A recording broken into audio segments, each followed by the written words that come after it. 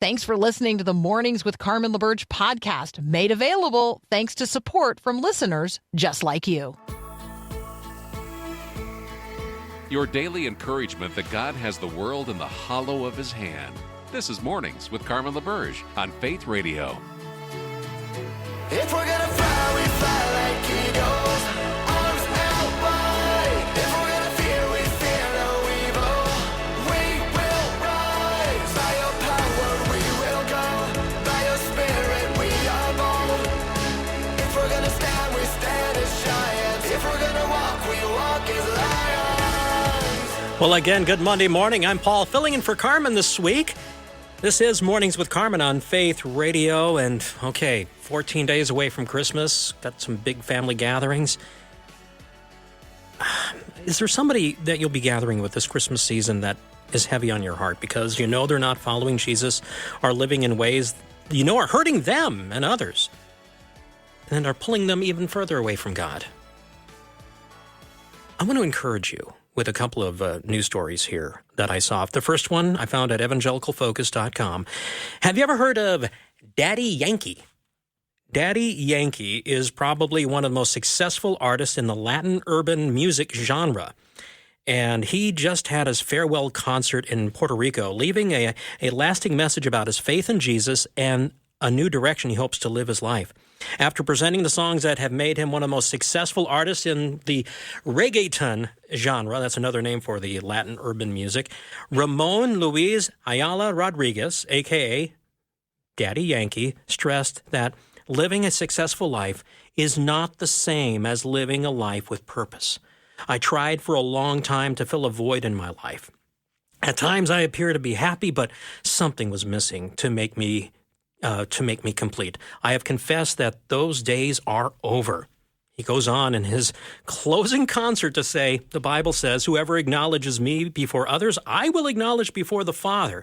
Now, whoever knows me as Daddy Yankee, let them now say, Daddy Yankee in Christ. It goes on. One story is over, but a new one is going to start, a new beginning. All the tools I have, such as music, social media, platforms, a microphone, everything that Jesus gave me, I now give to the kingdom. It's important to mention his family in this whole discussion, because he is looking forward to the coming of Jesus.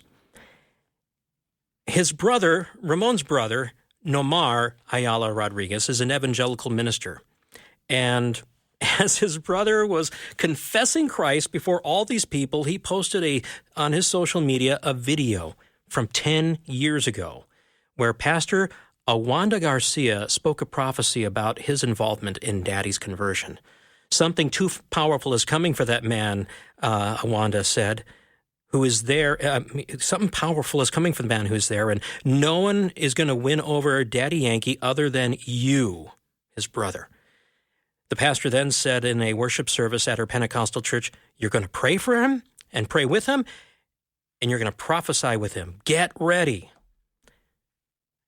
In reading that, it's like, okay, be patient in this. I know your heart is breaking for your family member, but don't give up. Love them well. If you can, preach. If you don't want to be preachy, but if you want to share, if you can share God's word with them, do so. If not, pray.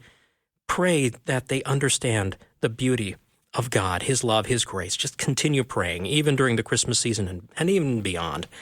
Another story. Maybe you've heard of Little Nas X.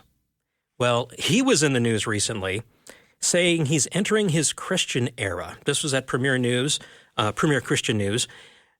He recently released a segment of a video on X, formerly Twitter, a snippet of a song where he refers to God as Father. Now, Little Nas X, he was raised in a Christian home. He's the son of a pastor and former gospel singer. Yes, he has a complex relationship with religion. There's been stuff that, has been very questionable in his life. But here he is, finally reaching out to God, it seems. So in a recent post, the rapper sang the song, Father, Stretch My Hands. The lonely road seems to last the longest. Help me with my plans. Everything seems to go nowhere. Now, many people felt he was mocking Christianity, and there was a lot of backlash. I read some of those. This is where social media can hurt instead of help. Now, in response to the criticism, Little Nas X expressed confusion, saying, "This really is crazy because all I did was post a song about asking God for hope when I feel hopeless. And y'all act like I posted a video of me burning a church down." Okay. Again, remember, he came from a Christian family, and I'm sure his family are praying for him. Let's join with them in their prayers for this prodigal. Well, again, this is Mornings with Carmen. I'm Paul, filling in. Last week, the FBI Director, Christopher Wray, testified before Congress regarding our current threat assessment. And here's his assessment of the assessment: blinking warning lights everywhere.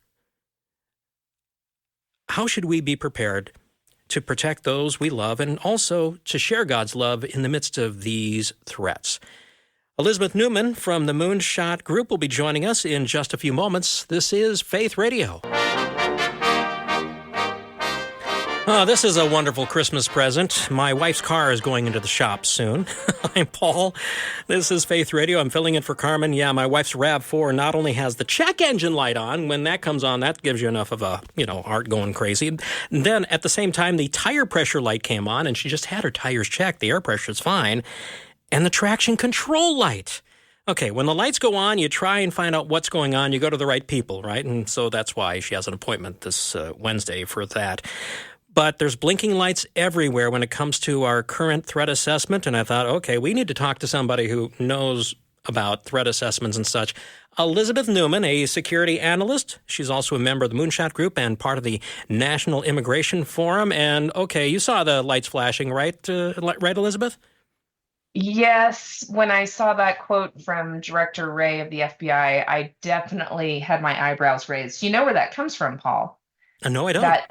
That phrase is associated with 9/11. Ah. So for those of us that work in the counterterrorism community, when you see the Director of FBI say something like that, you stop and you say, what's happening? Why, what has shifted in the environment? And I actually made some phone calls last week because it was so alarming to hear that. And what I've pieced together is it is a very challenging threat environment. It is very dynamic. There was an incident over the weekend of an individual who was moments away from carrying out an attack on a church in Northern Virginia. Really? And somebody who was paying attention saw some social media posts, called the police, and local law enforcement disrupted it.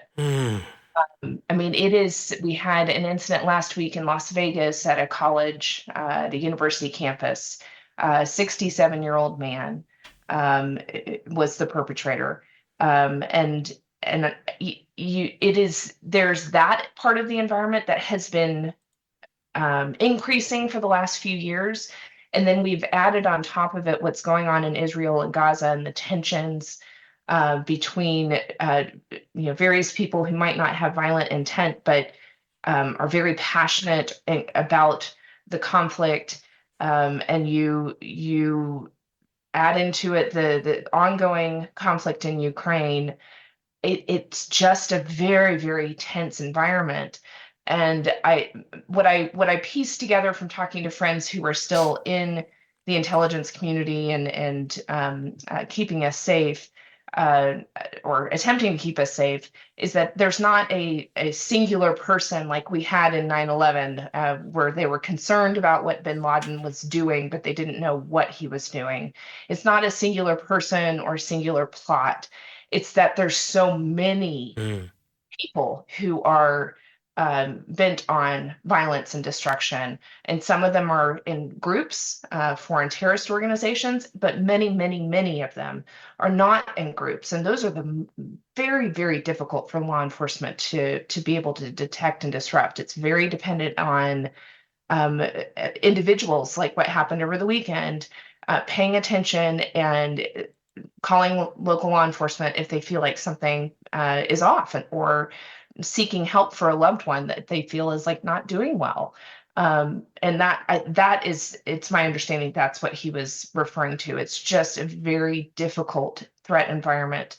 A lot of cases that they have underway, a lot of disruptions that they are performing on a sadly frequent basis, some of which we don't really hear about until it gets to a court situation where they're filing papers for the court. So a lot of it we don't even know about, but it is a very challenging environment right now. So please pray for our law enforcement men and women who protect our communities, and pray for families that are concerned about a loved one, that they would um, not ignore the warning signs, that they would seek help and have access to good help for those that are at risk of perhaps mobilizing to violence. It's a challenging environment. This time of the year is always challenging for Hmm. people.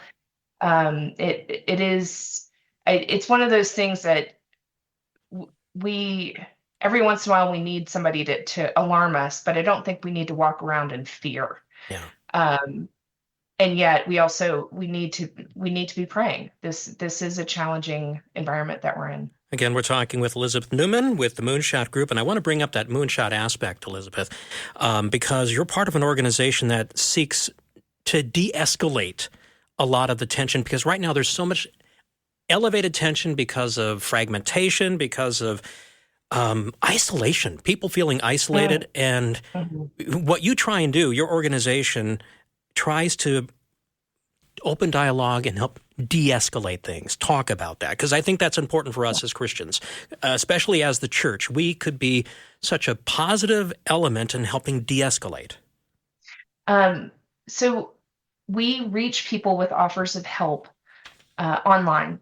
Hmm. People that are demonstrating behavior that indicates they're at risk of violence, and we offer them support. We offer them the chance to connect with a counselor, and we do some of this nationwide at in partnership with the Crisis Text Line, which is an organization that immediately has 24/7 counselors available if somebody is in crisis, and they can text them and receive support. In places where we are running more comprehensive campaigns, we actually train licensed clinical professional counselors on how to interact with individuals that are considering mobilizing to violence.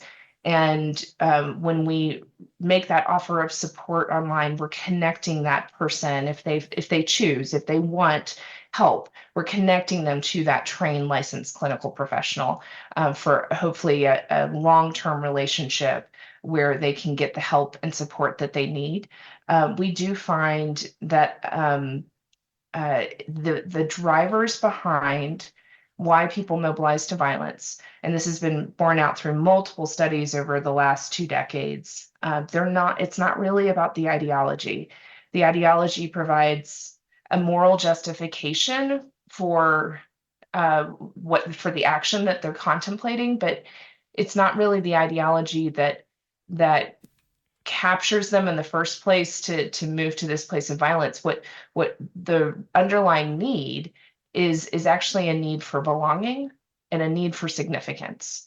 And I'm oversimplifying something that's very, very complex, Hmm. but I think it's really powerful as believers to realize that part of our violence problem as a country, when you pull back all the complex layers, the answer of needing to belong or needing significance, like, one, that's every human's need, and somehow as society we've just become weaker in being able to meet those needs. But two, we have the answer. That's the Jesus is thing. that answer, right? I mean, it's like it really moves me sometimes when I stop and pause and think about it. So much of our violence is coming from a place of people not having that core need met. And we know who the answer is. We know that Jesus can give you that belonging and that Jesus can give you that significance. And again, that's an oversimplification. It's not that simple, but at the same time, it kind of is. And Well, it's one of those things like, okay, when you're doing math, remember back in school, they wanted you to show your work instead of just using the calculator to get your answer. Well, it's kind of the same thing here. Yes, we know the answer is Jesus, but we need to show our work sometimes. yes, that's so true. That's so true. And the way we show it is us, right? It's Yes. the relationships we provide. It's the significance we're providing, and being connected to our communities and being connected to one another and to our neighbors um, and you just as we have become more isolated as a people, and as we have kind of withdrawn, I don't know, COVID, we're post COVID now, but there's still tendencies of like, oh, it's just nice to stay home and not deal with all the chaos of the world. While we were just talking before we went on air, like it's the holiday season, and you're like, it's a lot of chaos. And especially as a mom with kids at home, you just, the holidays, it has a lot of joys and it has a lot of busyness.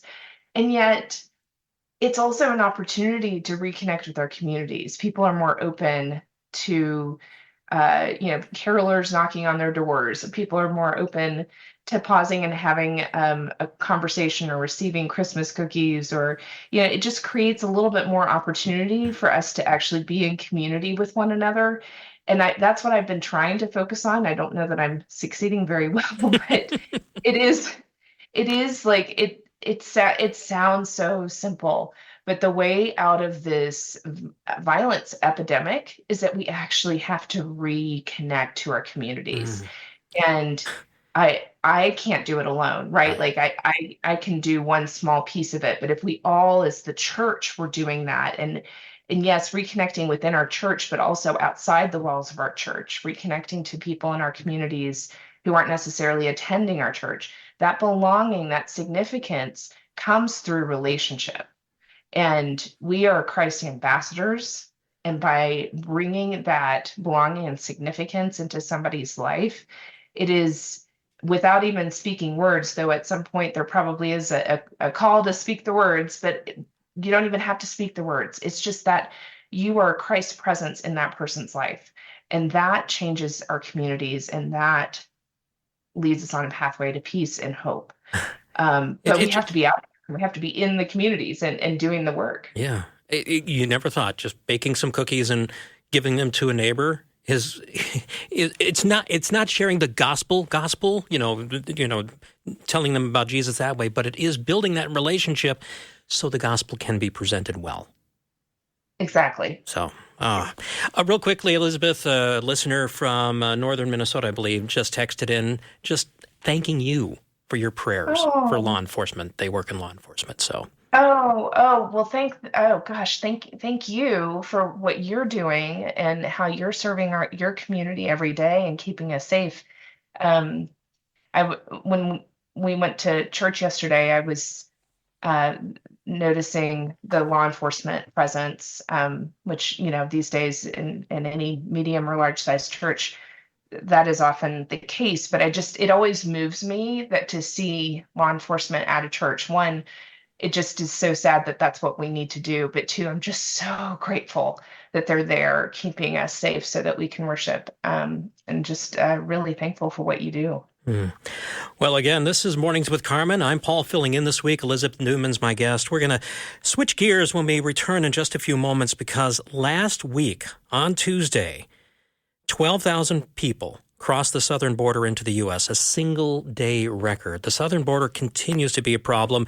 And, Elizabeth is also part of the National Immigration Forum, and I want her to speak into this. Again, you're listening to Mornings with Carmen here on Faith Radio. Feelings, nothing more than feelings. I mean, seriously, if all we had was nothing more than feelings, we would just be lost in a sea of mush. Hello, friend. I'm sure you have noticed by now that feelings are a terrible barometer of the truth. Our feelings are affected by the weather, world events, what we ate last night, whether or not someone we like or love texted or tagged us in a social post, how badly someone else sings. So if you're feeling lonely right now, I want you to ask yourself, Am I really ever truly alone? Of course not. As a follower of Christ, Jesus promises to be with you always. He's literally with you right now, in the thick of it, in the midst of whatever circumstances you're dealing with in your life. So I want to be a source of hope and encouragement to you today. If you are struggling to make it, even just to the next moment, if you're feeling lonely, text the word hope to 877-933-2484. Yes, helping you apply the mind of Christ to the matters of the day. This is Mornings with Carmen on Faith Radio. Carmen's out this week. I'm Paul filling in, but get an opportunity to talk with Elizabeth Neumann. You have so many hats you wear, Elizabeth, including as a member of the National Immigration Forum. Where do you keep all these hats?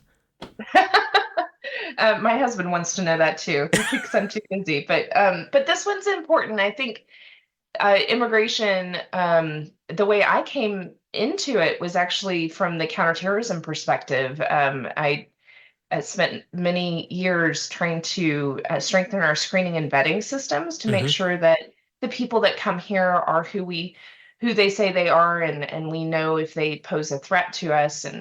And out of that work, I learned that one, our screening and vetting systems are really, really robust now.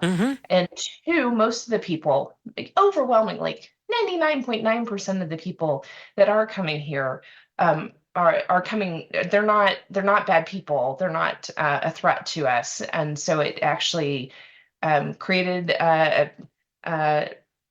kind of some heart work in me, just this conviction that my faith says we should be welcoming and caring for those who are in need, the sojourners among us.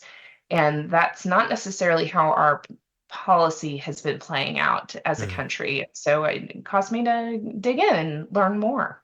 Well, you've been digging in on the issue of the southern border. And like I said last week, Tuesday, 12,000 people at least, because this is what they were able to count across the border on Tuesday. Yeah. The southern border continues to be a major concern. What are your thoughts about that report? And, well, again, how should we apply ourselves as believers to the situation? Yeah. So in the limited time we have, here's the bottom line. The flow of people coming to our southern border, first of all, I would consider a migration crisis. It is not unique to the United States. No. It's happening around the globe. It is happening somewhat for economic reasons, but a lot of it has to do with armed conflict, natural disasters, and political crises. And until you solve that problem, and I say that tongue in cheek, right? Like, when are we going to solve the world's armed conflicts, natural disasters, and political crises? Until you solve that, you're not going to actually address the push factors that are driving people up.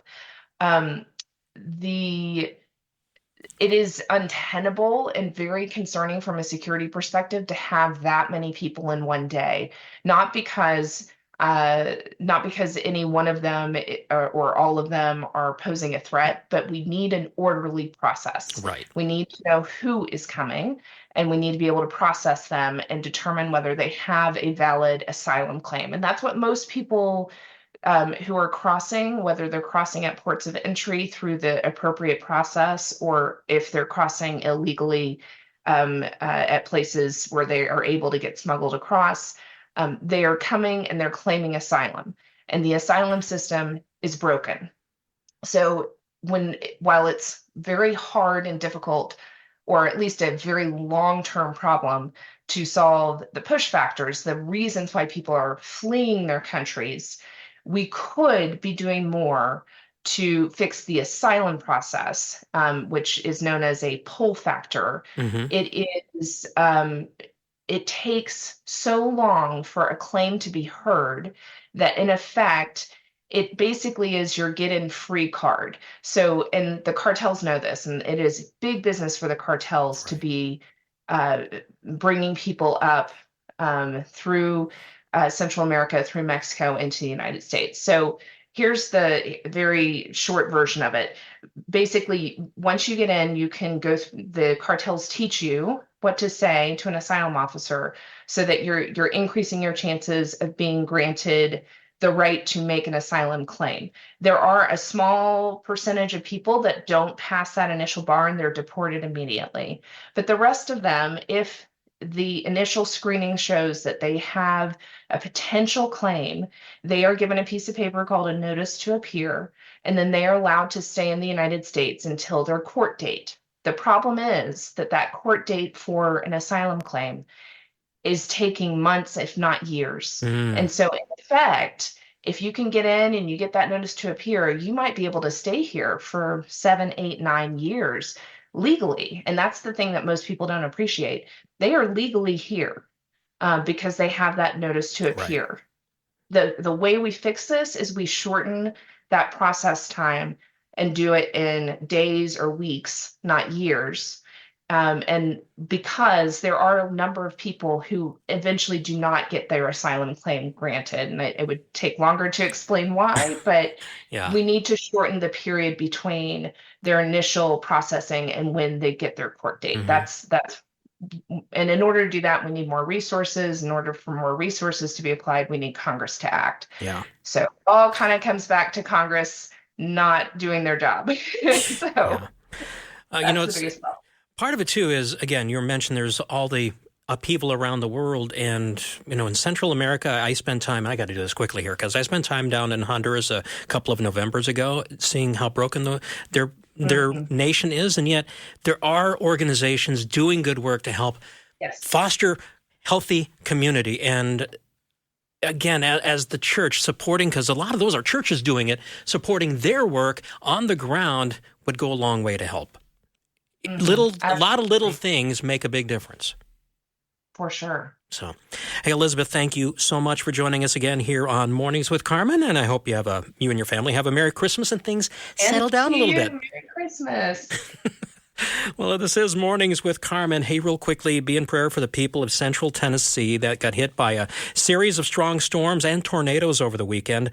I saw a picture of a church. It was the Walnut Grove Missionary Baptist Church in Clarksville, Tennessee. Now, thankfully, the main building, just minor damage, but one of the buildings on the property, another one was totally devastated. Thankfully, Pastor Carl Livingston, who was out of town at the time, but saw the pictures, and he's heading back home, but he's counting it a blessing that it could have been worse, and it wasn't. God protected. So blessings to Pastor Carl and his congregation, and to those. Be in prayer. And if you can help out through your church's benevolence fund, they may be active in that area. I would encourage you to do that. The Christmas season is powerful in many ways, especially because it evokes so many memories, favorite songs, favorite movies, maybe a gift you got from your grandma years and years ago. Unfortunately, there may be bad memories and experiences in the past that can dull the joy, not just during the Christmas season, but life in toto. Even deeper, maybe there's things you suffered in the past, things you did in the past that continue to, you feel mark and haunt you and cause you pain and even isolate you. Is there a way to get past your past? Jason Van Ruler says yes. He's going to join me next here on Mornings with Carmen on Faith Radio.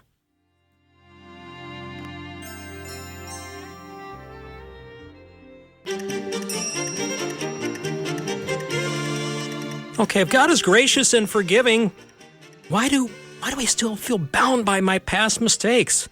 Hey, I'm Paul, and filling in for Carmen here on Faith Radio, and hope we can address that in the next 15 to 18 minutes here to help find hope, because a lot of us still feel the effects of mistakes we've made or stuff done to us. Jason Van Ruler is a licensed therapist, coach, and speaker. And are you still in the Sioux Falls area, Jason?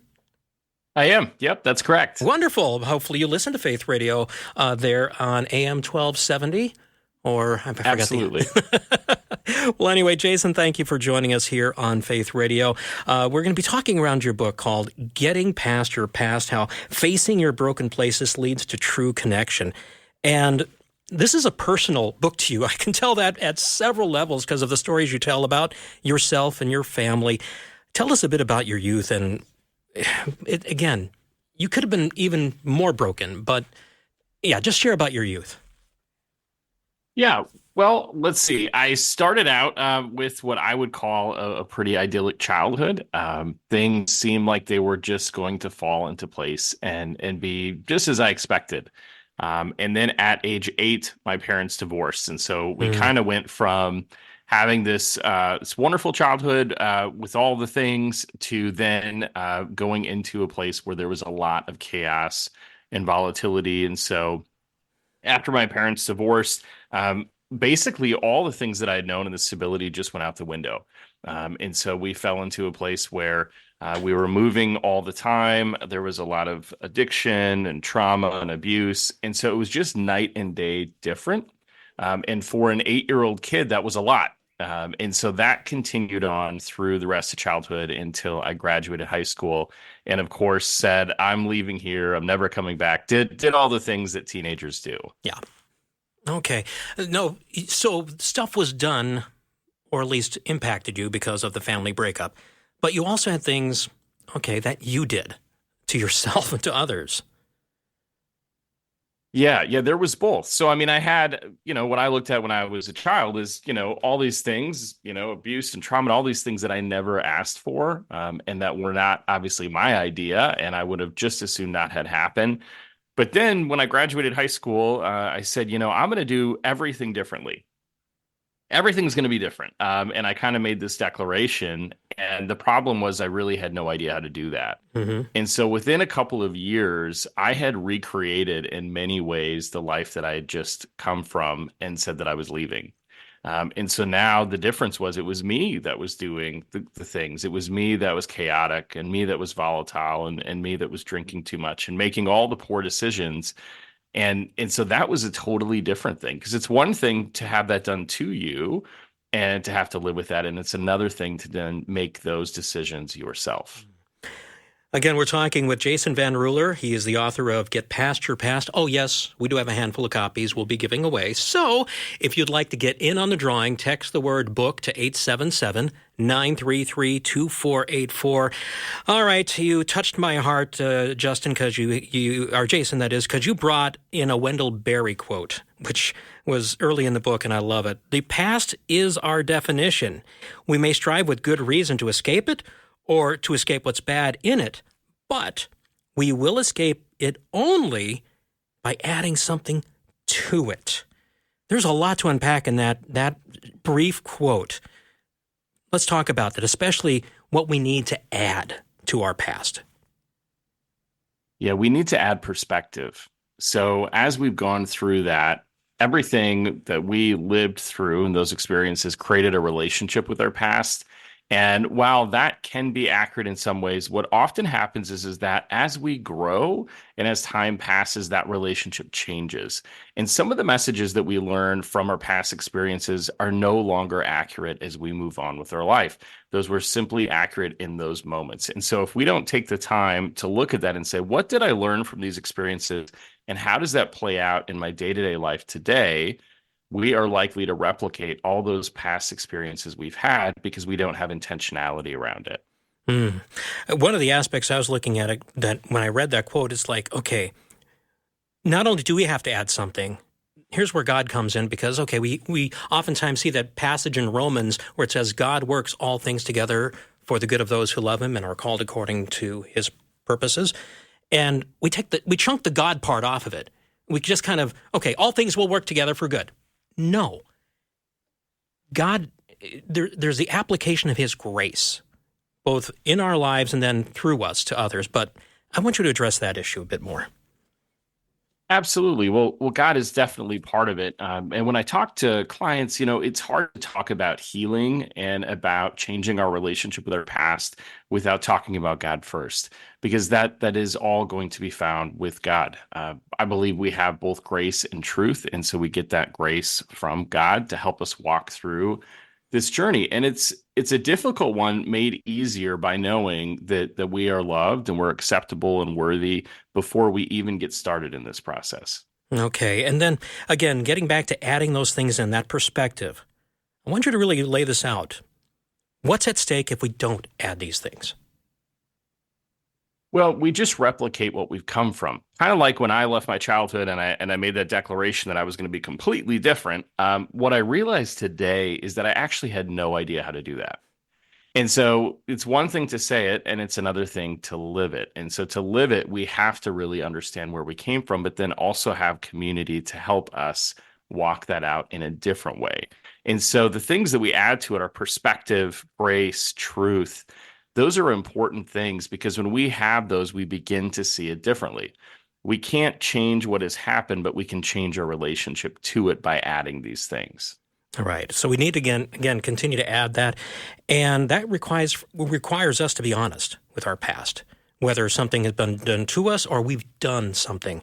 And I want you to share a story. And you have a lot of stories in there about your personal life, but I'm trying to remember the name of the guy who came out of prison that you were working with. Terry. Terry, Yep. yes. Tell us about Terry. Yeah, well, I spent a couple of years managing a staffing company and ended up having a person come in who was looking for a job. And when I saw this person, I was just pretty sure they were not going to get a job.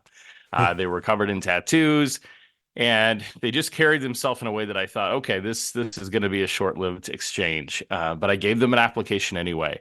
And a couple of minutes in after giving that application, this person came up, Terry came up, and just said, I'm really struggling because I've never really learned how to read.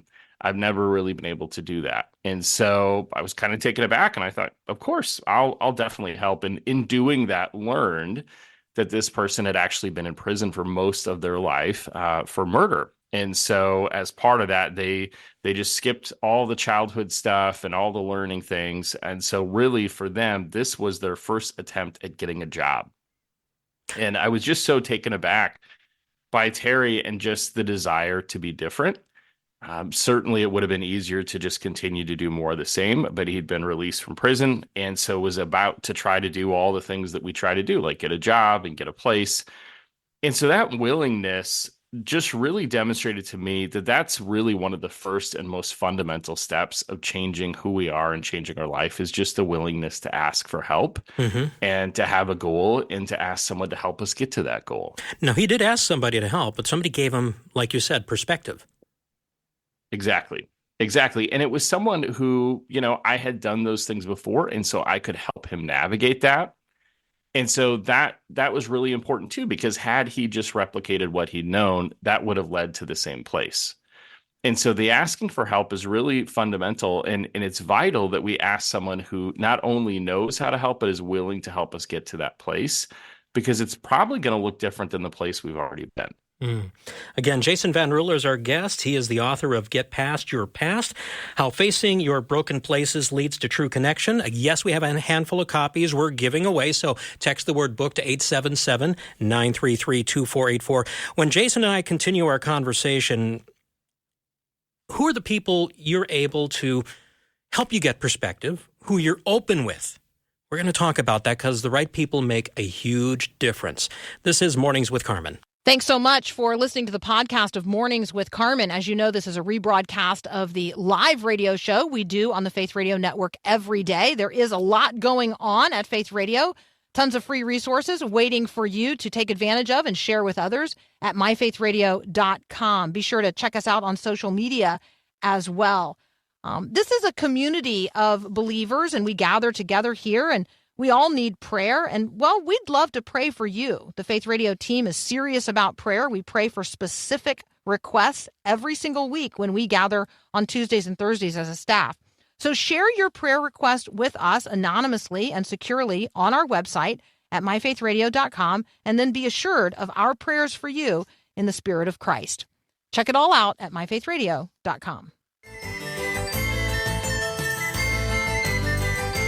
Well, again, this is Mornings with Carmen. Thank you for listening. I'm Paul, filling in this week and right now talking with Jason Van Ruler, author of the book, Get Past Your Past. And yes, as I mentioned, we have a handful of copies we're giving away. So to get in on the drawing, 877-933-2484. Text the word book to that number to get in on the drawing.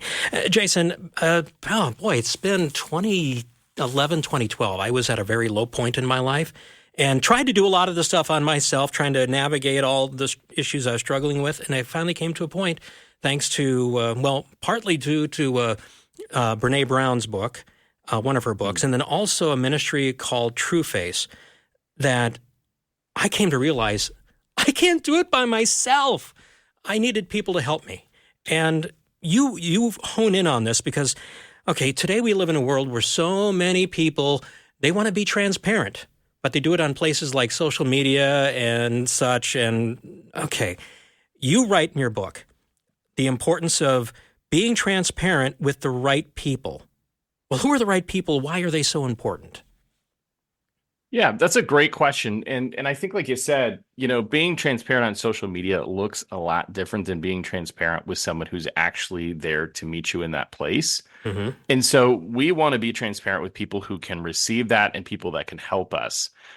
Otherwise, what we're doing is we're just kind of putting that out there and seeing what happens. And if we've ever struggled to trust people or to have vulnerability or authenticity, that's really dangerous. And so one of the first things we want to identify is, who can I talk to that's safe? Who can I talk to that is willing to meet me in this place and has my best interests at heart? Right. And oftentimes there are people you already know that love you. For me, it's like when I was going through the situation, it's like, okay, who are the people I know, the guys I know who love me, who know when I'm blowing smoke, and who can really speak into my life? And I narrowed down 5 guys in my life at that point. What are some ideas you have for helping people know who to talk to? Yeah, well, I think it's so vital to have those people to talk to. And like you said, you probably have some of those people in your life already.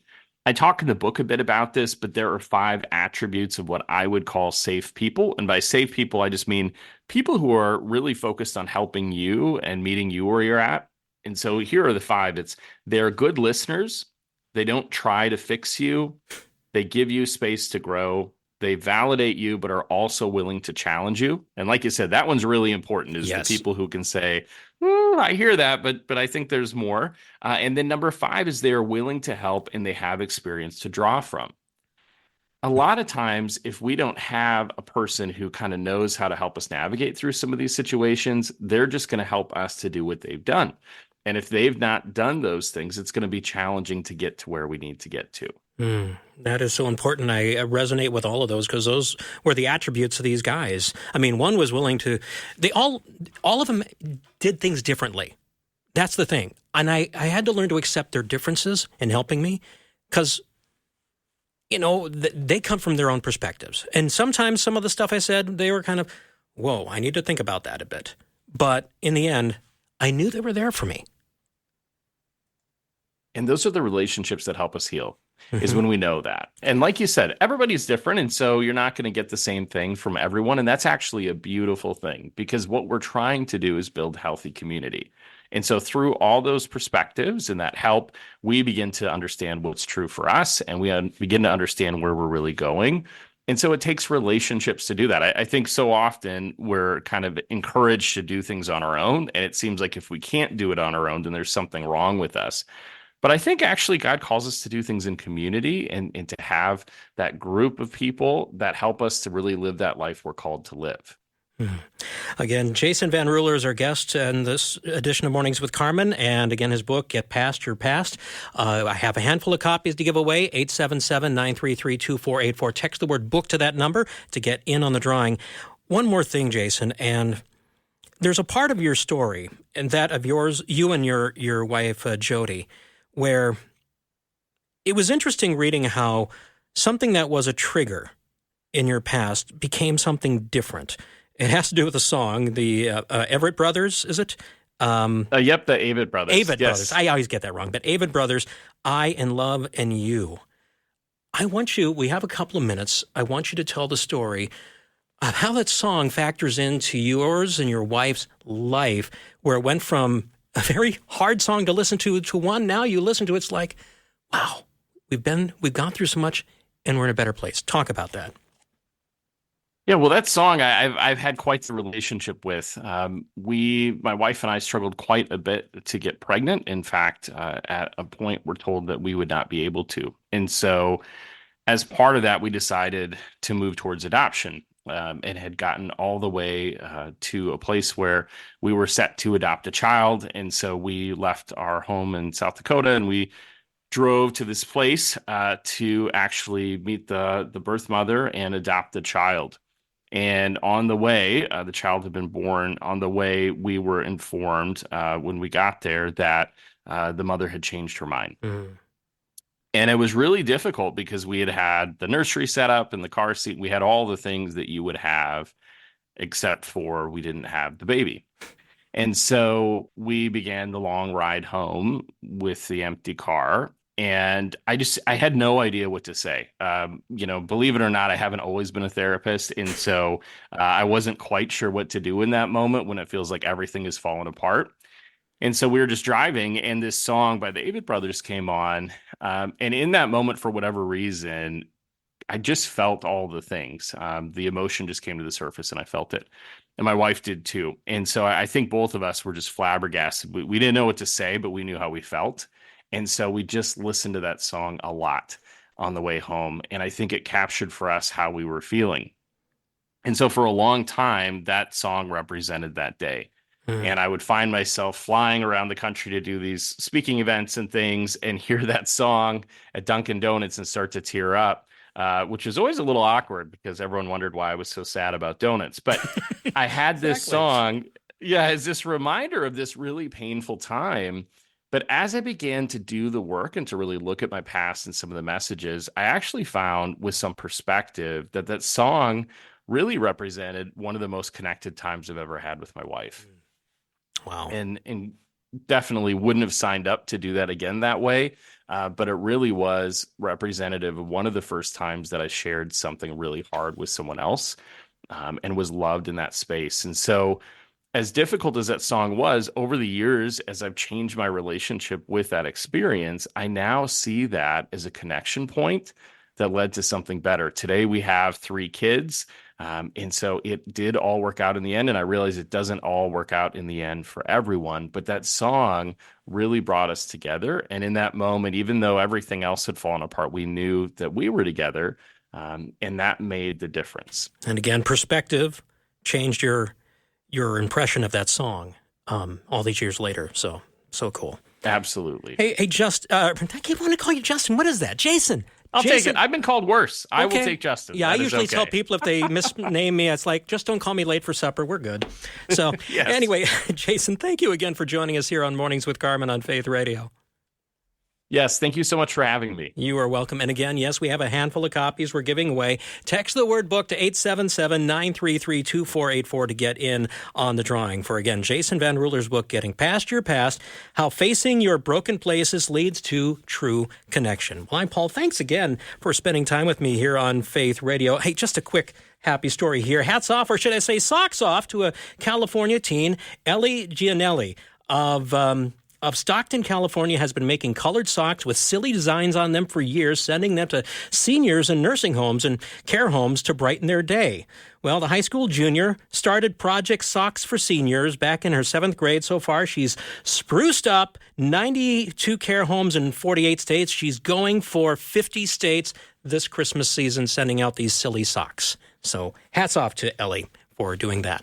Well, again, thank you for listening to Faith Radio and Mornings with Carmen. Now, to him who is able to keep you from stumbling and to present you before his glorious presence without fault and with great joy, to the only God, our Savior, be glory and majesty, power and authority through Jesus Christ, our Lord, before all ages, and now and forever. Amen. Thanks for listening to Mornings with Carmen LaBerge. Podcasts like this are available because of your support. If it's important to you to hear things that encourage your faith, click the link in the show notes to give now. And thanks.